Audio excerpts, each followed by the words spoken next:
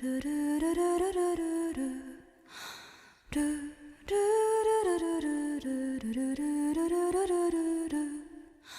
jadi ketika kamu nonton ini, Mal, ketika kamu melihat ada sebuah pintu di tengah reruntuhan, kalau manusia biasa kan pastinya nggak akan mendekati tempat itu kan, harusnya ya. Kayak agak serem nggak sih gitu. Tapi Very. terutama ketika ada kucing yang mau bicara gitu. Kucing yang bisa bicara gitu kan, pasti kayak nggak semua orang akan menanggapi itu sebagai sebuah apa ya, kayak hal yang menarik gitu kan. Pasti yang pertama pasti takut Takut gitu. dan pergi. Tapi Iya, kalau aku takut sendiri dan akan pergi kan, kabur kabur kan. ya. Tapi overall dari cerita si Suzume ini dan pintu ajaib, terus juga ada kucing yang bisa berbicara Terus gitu, kayak cacing besar. cacing besar gitu. Apa yang kamu tangkap gitu? Apa sih yang sebenarnya pengen disampaikan oleh cerita ini sendiri menurut pandangan? Kalau menurut aku ini pertama kali ya jujur aja nonton karya Makoto Shinkai ini di Bioskop. gitu. Yang sebelumnya Kimi no Na wa aku nontonnya di laptop dan Download jangan-jangan. iya emang pirating dan itu tidak legal. Bapak Shinkai maaf ya. Iya jadi kayak pas nonton ini udah memang visualisasinya bagus sekali. Bagus banget. Aku ngerasa dimanjain banget dari segi visual dan cerita. Dari visualnya sendiri menurut aku ini the most advanced anime ya yang pernah aku tonton gitu.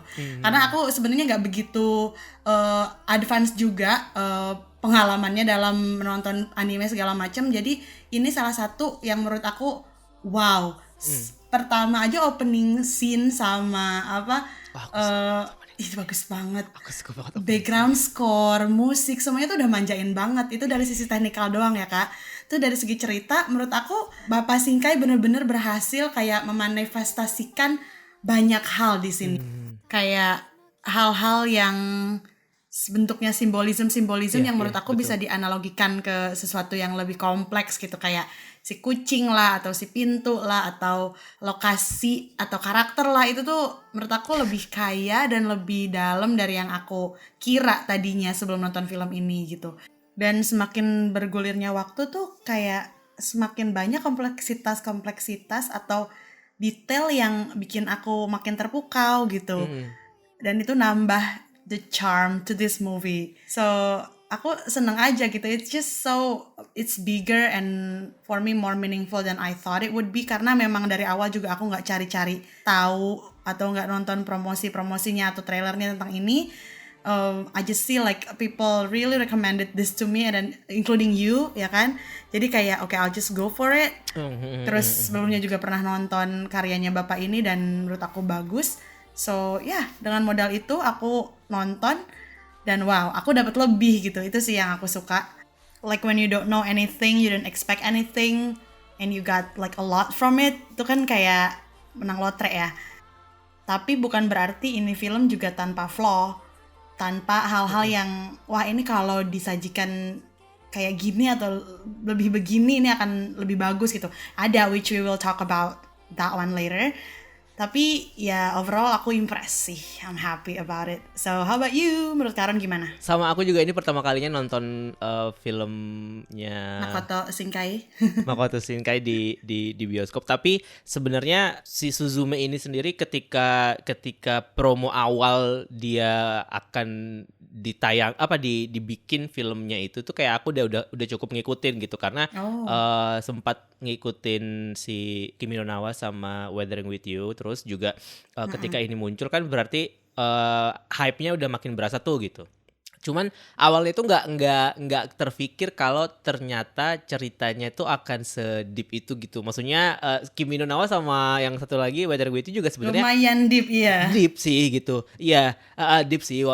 Dan ini kita bisa melihat style yang kurang lebih sama sebenarnya sama dua film yang sebelumnya gitu, dari bagaimana cara dia bercerita dan pemeran utamanya, terus progres si pemeran utamanya dari awal cerita sampai akhir itu kayak menurutku punya formula yang sama gitu. Tapi itu pun tidak membuat Suzume ini jadi mengulangi yang sebelumnya dan jadi kayak sekedar copy paste gitu, enggak gitu. Dan aku sukanya bagaimana cara mereka mengemas si cerita ini yang ternyata tuh sebenarnya larger than life gitu loh, nggak cuman sekedar dia kayak wah ada mas-mas tampan mari kita ikuti gitu, tapi ternyata di balik semua itu tuh yang permasalahan utama yang akan dia selesaikan adalah traumanya dia gitu kan, permasalahan diri dia sendiri. Dan aku suka yang waktu adegan terakhir deh, pokoknya waktu si tantenya bilang kamu mau mengejar cintamu gitu kan, terus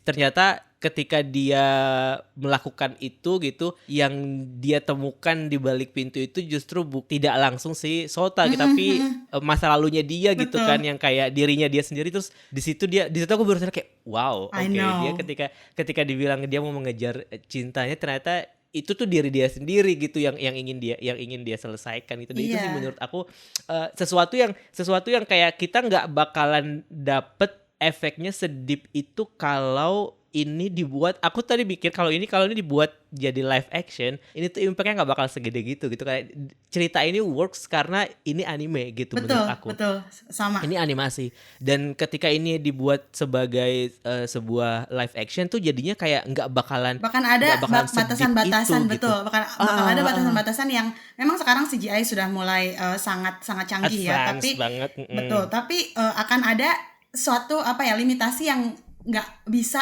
ngegali cerita ini tuh akan sedip dalam bentuk anime gitu. Iya betul. Iya, setuju aku. Dan ketika semakin kesini pas nonton tuh bener kata Karon, ini tuh larger than life. It's all about finding identity, ya kan, tentang coping with your own trauma, tentang menghargai hidup sih sebenarnya, ya nggak sih? Iya. Kayak kematian itu memang itu adalah sebuah kepastian dalam hidup. Akhir itu adalah hal yang pasti gitu. So you don't have to run for it. You don't have to even try to avoid it, karena itu pasti datang. Betul, yang jelas kita harus kayak seize the moment, be in the present, kayak gitu-gitu loh. Iya.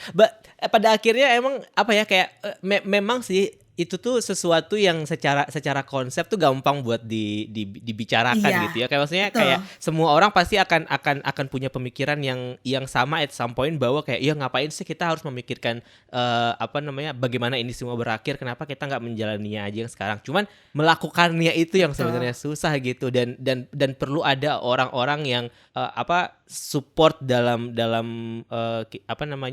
usaha kita untuk merealisasikan itu gitu. Iya. Dan di sini sih aku ngeliat si Suzume kayak menemukan ininya aja sih, kayak menemukan her people aja sih pada akhirnya gitu.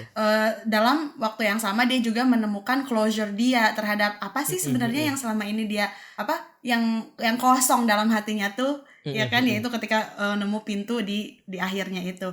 Yang aku suka juga kemasan film ini tuh kayak semacam road trip type of movie gitu gak sih? Kayak kita tuh dibawa jalan-jalan di Jepang.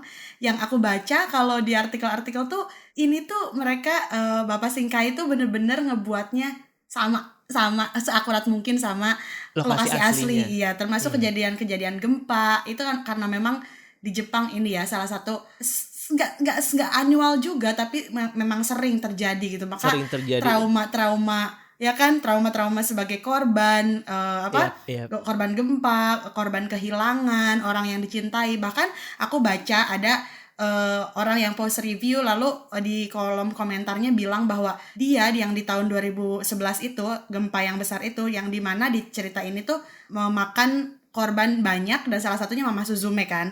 Nah, orang ini tuh pernah jadi relawan Kak di sana, dan watching this movie kind of brings him back to that time. Maka maksudnya seberhasil itu gitu Bapak Makoto Shinkai menghidupkan kembali realita-realita yang terjadi di Jepang gitu. Dari traumanya, dari lokasinya. Menurut aku itu hebat karena nggak cuma bikin cerita kaya, tapi it means a lot for people. Yeah. Tapi bahkan ketika kita nggak tahu pun tentang background story-nya pun, ketika kita datang ke bioskop dan menyaksikan ini sebagai sebuah cerita lepas gitu, tetap bagus Tetap gitu, bagus, tetap ada sesuatu yang bisa ketika kita pulang tuh kayak kita terpuaskan gitu dengan bagaimana dia menceritakan perjalanannya si Suzume ini. Dan aku senang banget kamu menyebutkan ini sebagai kayak sebuah road trip movie gitu. Kayak pertama tuh nggak nyangka gitu kalau ternyata perjalanan menutup pintu ajaib ini tuh pada akhirnya mempertemukan Suzume ke orang-orang yang kok orang-orang ini baik banget gitu loh. Kayak aku tuh nggak expect kalau ada sebuah cerita yang bisa tidak menampilkan satu manusia jahat sama sekali kecuali si cacing.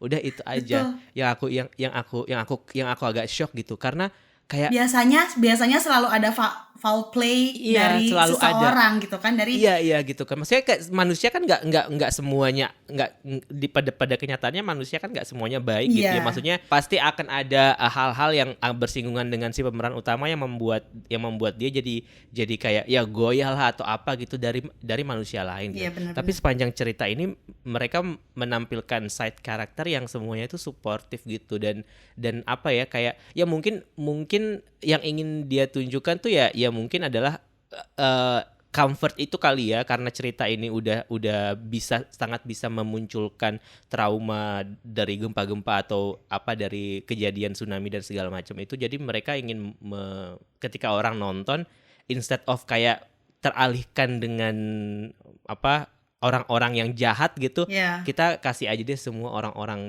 yang baik gitu, yang saling support, yang kayak humanity-nya tuh jadi kayak berasa gitu ketika menyaksikan. Aku suka banget sih dan nggak nyangka gitu kalau akhirnya dia akan ketemu sama si Chika misalnya. Kayak dari situ aja tuh udah kayak wait, kenapa jadi kesini gitu. Tadinya aku expect-nya kan kayak adventure-nya itu tuh bener-bener yang fantasy adventure gitu loh, yang beneran kayak fokus fighting si cacing itu kan. Iya, cacing gitu kayak melawan monster, menutup pintu ajaib kayak gitu kan. No, it's bigger than that. Oh iya, ternyata lebih kompleks, lebih ngena gitu. Betul. Dan senangnya lagi waktu di akhir film pas mereka balik ke Kyushu tuh kayak perjalanan yang awal itu dibalikin lagi dan ketemu lagi sama orang-orang yang dia temuin sebelumnya gitu kan. Terus akhirnya itu jadi kayak bikin dan itu dia sebagai Suzume yang baru gitu loh, kayak dia udah dapat closure dan segala macam, menemui dengan orang-orang itu kan pasti emosinya akan beda juga kan dari yang di awal pas ketemu pertama kali gitu. Dan dia setelah melalui semua perjalanan itu sama orang-orang ini, cara dia mengapresiasi mereka, cara dia nanti berhubungan sama mereka juga akan lebih beda gitu. Itu emang kayaknya speciality-nya Pak Shinkai deh. Aku ingetnya di Kimi no Na wa atau di film-film dia yang lain, chemistry antara tokoh tuh emang selalu bikin gagal move on sih. Kayak emang bagus banget. Bahkan menurut aku di Suzume, I'm not trying to kind of discredit our statement before, tapi justru menurut aku di Suzume dia kurang menggali chemistry tersebut gitu. Emang secara utuh, nanti disimpulkan bahwa iya Suzume itu emang menemukan her own people gitu, menemukan sesuatu yang lebih dari cuma menutup closure di trauma dia, yaitu orang-orang yang selama ini menyayangi dia, dan bahkan orang baru yang baru datang pun itu bisa diandalkan gitu kan. Pada ujungnya kita dapat itu semua, tapi dalam prosesnya kayak hubungan Sota sama Suzume jujur aja menurut aku agak abrupt delivery-nya, dan kurang menggali momen-momen yang bikin, kan maksudnya mereka tuh juga saling jatuh cinta kan. Udah jelas mereka di sana saling sampai dia rela mati, tapi momen berduanya itu kalau menurut aku kurang ditambahkan sedikit, dieksplor lagi buat kayak misalkan nggak apa-apa lebih romantis, lebih, karena memang Bapak Shinkai memang selalu ada subgenrenya tuh selalu roman kan. Bahkan itu tuh romansa itu jadi genre besar, topik besar biasanya gitu kan di film-film dia. Dan it's okay to make the two of them, Suzume sama Sota itu lebih romantis menurut aku, lebih digali aja. Aku agak sedikit entah kenapa aku agak ngamang aja gitu, nggak sedalam biasanya dia di kayak 5 cm per second atau enggak di Kimi no Na wa gitu. Itu agak sedikit mungkin porsinya sengaja diturunin biar kita juga ngerasa oh iya ini tuh highlightnya bukan itu doang loh, banyak yang lo bisa gali di film ini, mungkin itu. Tapi for me kalaupun itu di lebih ditonjolkan, romance-nya juga nggak apa-apa gitu. Itu aja sih. Terus cuman yang aku hargai juga adalah dia itu gak cuma menampilkan ini tuh it's just a story. Bener kata Kak Karon, emang sih walaupun kita nonton gitu aja tanpa tahu fakta-fakta menarik di belakangnya atau arti-arti dari semua analoginya, itu juga akan tetap bagus, akan tetap seru. Tapi the fact that we cannot help, pasti orang tuh ketika nonton, termasuk aku ya, nggak pasti, mungkin sebagian orang tuh akan at least nge-search gak sih, kayak Google up about kira-kira apa ya gitu, fun fact atau apa gitu. Aku sendiri kayak gitu sih. Nah, makin tahu, makin aku apresiasinya walaupun udah selesai nontonnya itu lebih aja sih, Kak. Karena I mean, I've never been to Japan, and Japan it has been my, one of those go-to places lah. So I hope someday I can be there, I can go there. So for Shinkai to just give me this road trip movie, terus kayak menampilkan tempat-tempat asli yang seakurat mungkin untuk disajikan ke aku, khususnya aku sangat menghargai itu gitu. I love that. So, oh my goodness, this is such a work of art. Gak cuma bagus secara sinematografi atau grafiknya yang sangat advance, tapi dia juga kayak, nih ini loh, bagi kalian yang mungkin belum pernah ke Jepang, these are the facts about it. These are how it looks like when it's in anime gitu. Jadi aku senang aja gitu menemukan fakta-fakta itu, dan semoga ada sih pendengar kita yang juga kayak aku yang serasa diajak ke sana gitu dari film ini gitu sih. Makanan yang ditampilin tuh selalu deh bikin ngiler, kayak tadi yang waktu dia pertama kali dikasih makan sama si keluarga Chika, kan dia makan ikan ya, kayak kok nasinya tuh Chika enak gitu. Iya bener, Chika tuh sumpah angel banget ya sih. Dia tuh the embodiment of angel, bener-bener deh. Betul. Aku suka sih, aku suka tipe-tipe film yang unexpectedly kayak kita ketemu sama orang-orang di perjalanan dalam usaha kita untuk melakukan misi utamanya itu. Kayak aku suka tuh tipe-tipe film yang mereka ketemu sama orang-orang lain, dan justru orang-orang itu yang berperan gitu dalam karakter development-nya si pemeran utama ini gitu. Kayak aku suka cara mereka menampilkan karakter itu, dan terutama mungkin itu juga yang ingin dia beritahukan. Maksudnya ada agenda lain juga kalau di situ ya, bahwa ya terlepas dari segala macam pemberitaan tentang Jepang yang mungkin orang-orangnya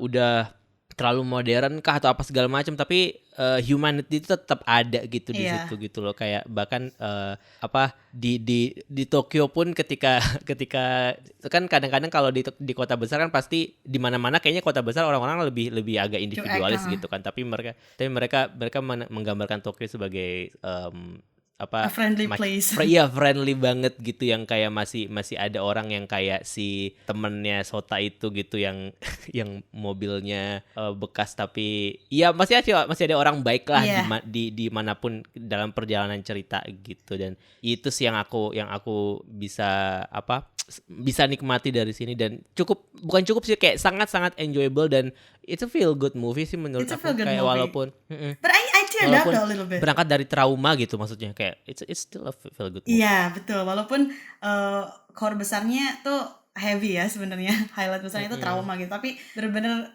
di perjalanan menuju misinya tuh it's a feel good road trip type of movie. Terus aku sih nangis sih Kak di akhir.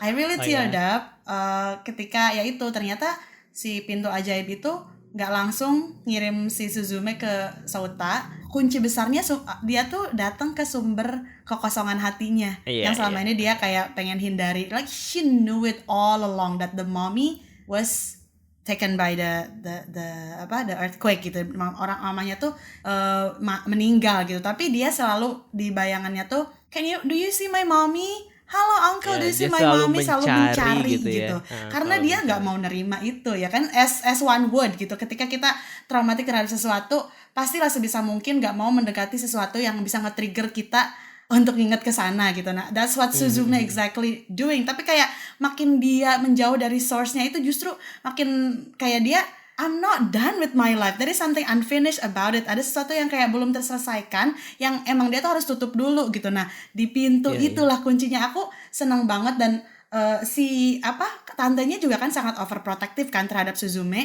Dimana secara nggak langsung cara dia melindungi Suzume tuh sebenarnya nggak nolong Suzume untuk bikin closure ini gitu. Selama ini dia kayak bawa Suzume jauh dari kampung halamannya ya kan, dimana itu tuh kayak udah shielding doang. Ayo nggak, kamu nggak apa-apa kok, you will be happy with me segala macam. Tapi pulang gitu, jangan sama cowok gitu iya gitu, kamu harus pulang, jangan sama cowok. Nah itu justru sebenarnya secara tantenya nggak sadari tuh, itu sebenarnya menghalangi Suzume untuk kayak mungkin menemukan jati diri dan juga menemukan penutup atau berdamai sama si sumber kekosongan dia ini. Nah, di jalan itu, di road trip partnya itu, dia tantenya juga kayak akhirnya sadar bahwa ya gue nggak bisa terlalu overprotective sama Suzume. She needs this moment. She needs to find someone that she loves. She needs to be able to close the trauma. Iya, betul. Kayak hadapi trauma itu agar ketutup, agar lo selesai, agar lo bukan mau ngelupain tapi malah cope with it, malah berdamai dengan itu. Nah akhirnya si tantenya juga kayak yang mendukung, go fight for it, for your love and also for your life gitu kan. Kayak itu tuh kayak ini bukan jadi kesadaran dari proses perjalanan ini bukan cuma buat Suzume gitu, tapi buat karakter lain juga termasuk tantenya. Itu sih yang bikin aku wah oke, kayak nih film so benar. Kayaknya kalau sekali ditonton mungkin kita bisa ngomongin ini setengah jam gitu, tapi kalau udah ditonton dua kali gitu kayaknya mungkin akan lebih obrolannya akan jadi lebih deep gitu ya, soalnya makin banyak banget yang harus makin ketahuan. Banyak banget yang harus dikutip-kutip kayak wah iya ini gitu. Maksudnya benar tadi kamu bilang juga kayak metafor yang kayak mungkin kita akan terfikirkan ketika sudah menyaksikannya lagi gitu. Dan tadi mengomentari soal romance, bener juga sih, kayak aku juga merasa kayak agak kurang sih bumbu-bumbu manis. Maksudnya kayak lucu sih mereka berdua, lucu sih kayak bagaimana Suzume berpacaran dengan dalam tanda kutip gitu dengan kursi gitu kan. Terus juga waktu adegan yang dia main kuda-kudaan sama bocah-bocah terus kayak ya giliran gue, terus kayak enggak jangan lo gitu, itu kayak itu juga lucu sih maksudnya. bagian Souta sebagai kursi emang itu lucu banget sih, itu highlight banget. Cara dia tidur pun juga gubrak gitu kan kayak. Udah gitu anaknya susah dibangunin kan. Itu that's very mungkin karena mostly Souta muncul sebagai kursi jadi kita sebagai penonton juga tidak merasa bahwa itu adalah sebuah romance gitu. Maksudnya padahal sebenarnya kalau misalkan dia muncul sebagai manusia mungkin kita bisa itu part of perjalanan kedekatan antara mereka berdua gitu kan. Iya bener, that is so true. Iya bener, aku baru ngeh sekarang. By the way, do you remember the chair? Why do you think it lost one leg? One of the legs is lost. Itu gara-gara efek bencananya gak sih? Iya gak sih? Iya.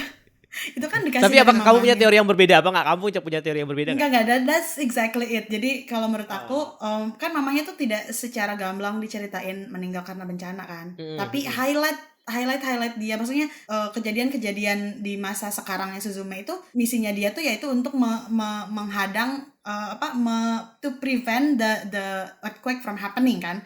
Nah dari sana kita juga kenapa ini tentang earthquake sih? Oke. Berarti aku sih jimpulin kayak mamahnya berarti meninggal tuh gara-gara earthquake. Dan kursi kenangan terindah dari mamahnya itu hilang kakinya gara-gara ya itu bencananya itu. Ternyata semakin maju semakin dikonfirmasi tuh teori aku. Menurut aku memang mamahnya salah satu korban bencana yang itu menjadi trauma buat Suzume. Dan secara kolektif juga ini tuh earthquake tuh kenapa dijadikan main topik bencana di sini. Tema, karena emang secara kolektif adalah trauma buat orang-orang Jepang gitu. Nah itu sih so it lost the legs because of the earthquake gitu. Tobira wa nai? Tobiraって言ってたよね。まさか。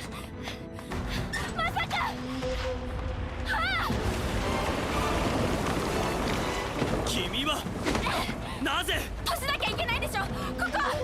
人の心の消えた寂しい場所に後ろ戸は開くんだ。後ろ戸からは災いが出てくる。tapi kenapa ya ke Souta ya? Like kenapa Sota jadi kursi itu? Kayak menurut Karon apa sih koneksinya peninggalan mamahnya yang sangat berharga si Sota bisa dikutuk jadi kursi sama si kucing. What do you think? Mungkin karena selama ini si Suzume itu berusaha untuk mencari closure tentang ibunya, dan itu adalah salah satu peninggalan yang paling berharga dari ibunya gitu. Jadi dia treasure that a lot gitu. Terus kenapa Shota berubah jadi itu? Karena pada akhirnya kalau dia tidak melepaskan grief dia itu, kalau dia tidak melepaskan permasalahan dia dengan ibunya itu, dia tidak akan bisa menemukan orang lain gitu. Dia tidak akan bisa membuka pintu untuk orang lain masuk ke kehidupannya dia gitu. Makanya si Shota itu diubah jadi si kursi yang ditinggal oleh ibunya. Pada akhirnya kayak dia di saat yang sama menjaga peninggalan ibunya, tapi juga menjaga orang yang baru gitu, menjalin hubungan dengan orang yang baru lewat si kursi ini gitu. Jadi kayak gitu sih, kayak aku sih mikirnya. Iya, I get it. So, jadi dia tuh dikasih kesempatan buat nerima orang baru, bahkan jatuh cinta kepada orang tersebut, dan saat bersamaan dia juga bisa mampu untuk menjaga peninggalan paling berharga dari ibunya. Gitu gak sih? Dan ada kesempatan bagi dia juga untuk harus berpisah dengan keduanya, karena ketika Sota jadi kursi, dia juga harus jadi kunci, di mana mereka nggak bisa jadi nggak ketemu selamanya gitu kan. Kalau Suzume tidak berbuat sesuatu, both the most precious thing that the mother left and also her lover, which is now in one shape, in one object, itu bisa hilang dua-duanya gitu. Iya benar sih. Dan kalau lo mau berusaha ngedapetin dua-duanya, ya come on, do something. Nah, tapi that point leads me to thinking that aku ingat banget pas nonton di bioskop itu ngerasa kayak kan ketika Sota jadi kunci, itu tuh kayak peak moment dimana menurut aku ya Suzume tuh udah nggak bisa berbuat apa-apa gitu. Dia sedih, dia terpuruk, udah sama dia closure-nya juga belum nemu ya kan. Dan orang yang selama ini dia orang baru yang dia cintai itu juga nggak bisa dia dapetin. Nah dari sana menurut aku agak abrupt jalan ini menurut aku ya, directionnya ke lanjutan ke road trip Thai lagi. I appreciate that kalau itu diadakan dari awal, atau menurut aku agak jumpy aja ketika itu sudah kayak almost climax di atas, terus kita dikasih jalan turun dulu nih, jalan turun yang nantinya emang sih akan naik lagi, tapi I find it a bit ngantuk sih. Aku rada bagian itu tuh aku agak lost karena itu mungkin yang di adegan Ferris wheel. Enggak, ketika si Sota jadi kunci, terus dia kan jatuh ke bumi di mana lah gitu, sebuah tempat di sana, terus dia akhirnya kayak berusaha pengen ke tempat Sota, dan ternyata ketemu sama si kakek itu kan, si kakek dan segala macam. Itu Kak, dari menurut aku udah peak banget ya, udah di atas kan, kita udah wah gimana nih cara dia nyelamatin si Sota, tapi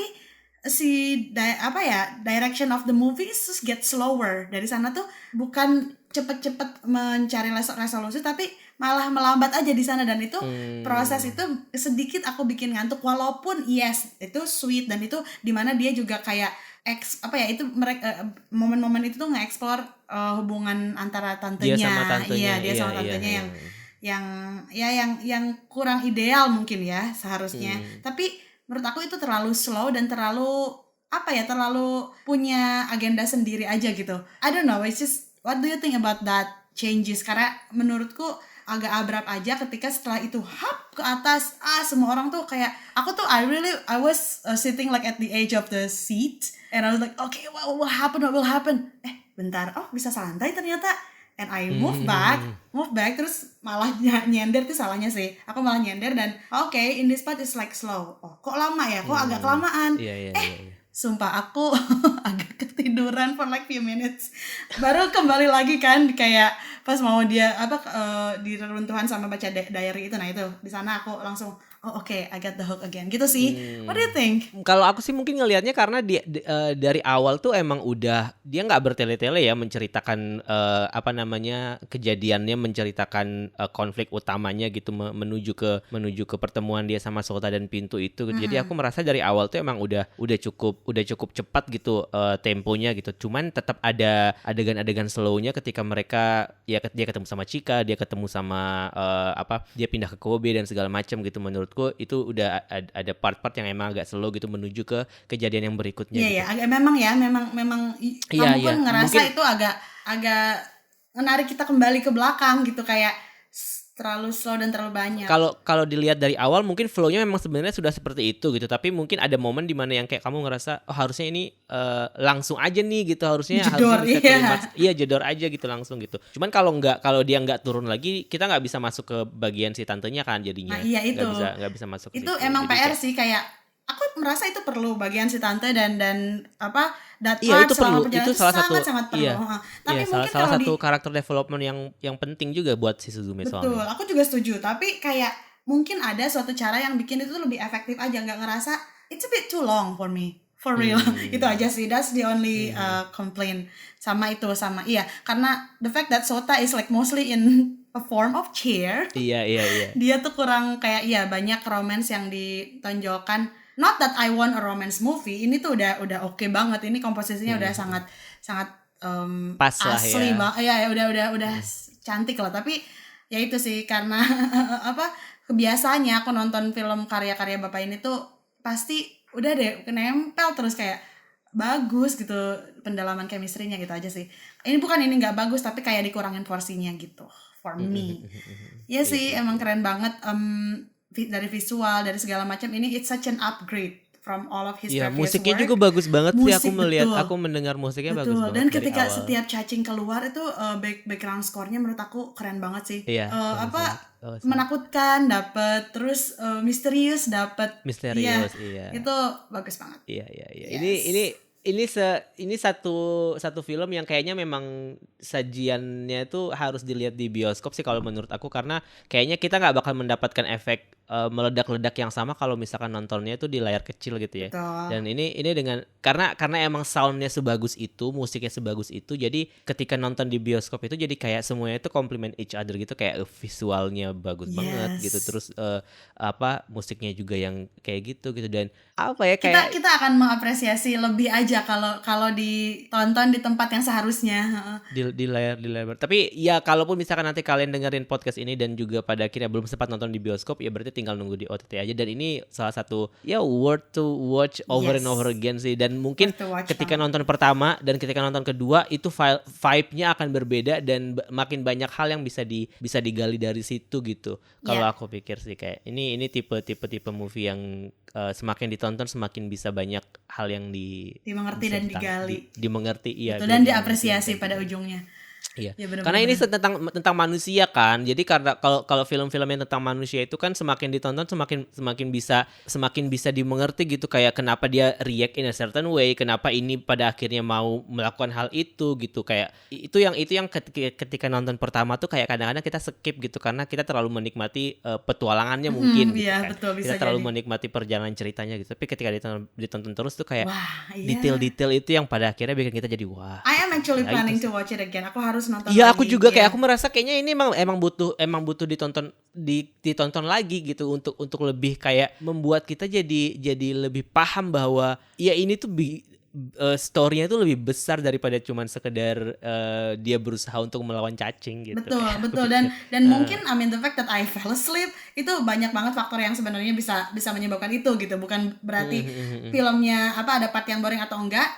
Makanya aku bilang kenapa aku butuh nonton ini lagi. Mungkin aku agak skip di beberapa momen di mana emang ini tuh gini loh Mal, bridge-nya you just missed it, you just didn't see it gitu loh. Akunya aja yang kemis karena mungkin pada saat itu agak capek kali ya. Iya benar. Mungkin karena kurang tidur kali. Tapi begitu aja, maksudnya bagi aku yang kayak skip beberapa detik untuk kayak pergi drifted away from my reality tuh masih banyak banget yang bisa diomongin dari sana gitu. The fact that this podcast is happening is because of the rich materials that this movie has gitu. Betul. Kebayang kalau misalkan we rewatch and then we talk about this again, it's gonna be another podcast nih kayaknya. Kalau itu terjadi. Kayaknya aku pikir kayaknya itu akan lebih masuk ke fase yang kayak lebih ke analytical, lebih analytical human experience-nya itu gitu, yang kayak bahas tentang traumanya, bagaimana Suzume dibesarkan dalam pola asuh yang berbeda dari orang-orang kebanyakan gitu. Dan yang aku salah satu yang aku suka sih kayak ketika kita kan di sini walaupun Indonesia juga sering gempa ya, tapi tetap nggak bisa nggak panik kan kalau gempa di sini ya. Sementara kalau orang-orang di situ kayak dari film ini kayak gempa gitu kayak wah iya ya baru goyangannya gini ya gitu, kayak obrolan itu berbeda gitu. Beda. And in that part kayak, we cannot really relate. Oh ternyata nggak bisa relate segitunya ya udah nih gitu ya. Mereka sudah ke level di mana udah mereka gitu. Udah terbiasa dengan hal itu gitu. Iya. Sementara kayaknya kita belum sampai situ deh. Kayaknya kita masih bahkan pernah sih waktu beberapa kali gempa dapat sih SMS yang kayak gempa gitu, tapi sekarang kayaknya nggak se-update itu karena sih udah Kak. nggak ada gempanya atau emang sistemnya udah nggak ada lagi gimana gitu. Iya. Di hal itu juga aku kayak gitu ya orang-orang Jepang. Apakah sebenarnya di real life juga seperti itu gitu kayak di anime ini? Aku belum recheck juga.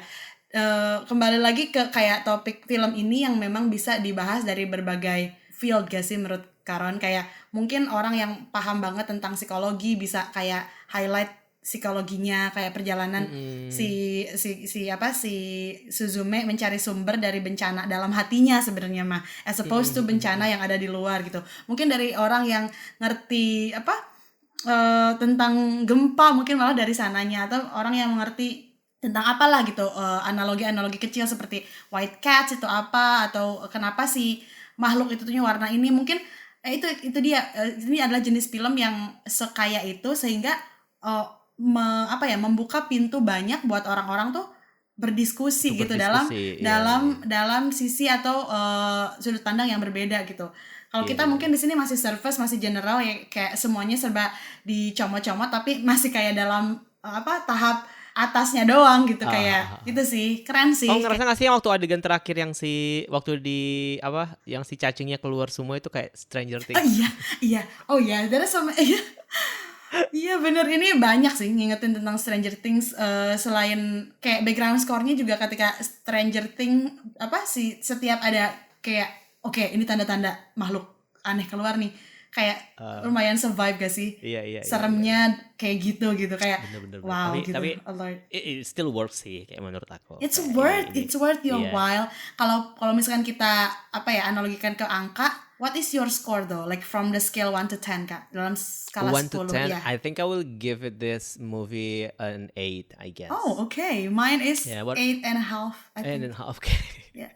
Higher than me. Okay. Tapi bener sih kayak aku pikir ketika nanti aku nonton lagi mungkin skornya akan lebih nambah sih. Kayak aku nggak tahu ya, aku ada di momen dimana aku sangat suka dengan film-film yang mengeksplor human interaction, terus bagaimana kita sebagai manusia bereaksi terhadap sesuatu dan segala macam, bagaimana kita menyembuhkan trauma dan segala macam. Itu sih menurut aku masih jadi hal yang sampai sekarang masih menarik untuk disimak, dan nggak expect itu akan aku dapatkan dari sebuah film animasi gitu. Iya, film animasi gitu. Yang mana ketika ditonton kayak aku merasa enggak, ini memang harus animasi. Ini memang harus bentuknya harus kayak gini. Iya, harus disajikan kayak gini gitu. Karena ini akan vibe-nya, feel-nya akan beda kalau misalkan dia di live action. Dan buat aku yang kayak selama ini nonton animasinya tuh lumayan suka, tapi masih kayak jarang-jarang masih nunggu rekomendasi orang segala macam. Aku punya apresiasi lebih sih sekarang. My love mungkin ya secara general tuh escalating towards anime in general after this. Kayak memang gitu dalam anime tuh dia kan banyak gitu hal yang menarik. Mungkin ternyata banyak yang nggak aku tahu, yang bukan film ini aja loh Mal, yang sekaya ini tuh banyak loh yang lain. And it really opens my curiosity, bener.